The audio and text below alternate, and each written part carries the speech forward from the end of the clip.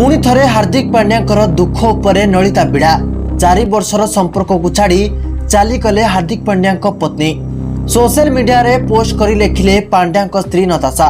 हाँ दर्शक बंधु, टीम इंडिया रो ऑलराउंडर खिलाड़ी हार्दिक पांड्या एवं तांको पत्नी नताशा स्टानभुक मध्य छाड़पत्र हो जाइछि।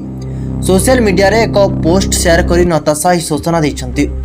नताशा एक सोशल मीडिया पोस्ट लिखिछन्ति जे उभय पारस्परिक सम्मति सहित अलग हो जाइछन्ति। हार्दिक एवं नताशा 2020 रे विवाह करथिले, किंतु वर्तमान प्राय 4 वर्ष परे दुहे अलग हो जाइछन्ति। नताशा तांको पोस्ट रे पुओ अगस्त्यंको विषय रे मध्य उल्लेख करिछन्ति। इंस्टाग्राम रे नताशा एक पोस्ट शेयर करिछन्ति। से लिखिछन्ति, प्राय 4 वर्ष परे हार्दिक एवं मु पारस्परिक सहमति क्रमे अलग हेबा पई निष्पत्ति नेछु। आमे दुहे एकाठी रही निजर श्रेष्ठत्व देइथिलु, किंतु वर्तमान आम दुहिंकर एहा शेष निष्पत्ति। अगस्त्य आमर उभय जीवन एक अंश होई रहिबो। आमे दुहे तांको समस्त संभाव्य सुख देबाकू चेष्टा करिबो।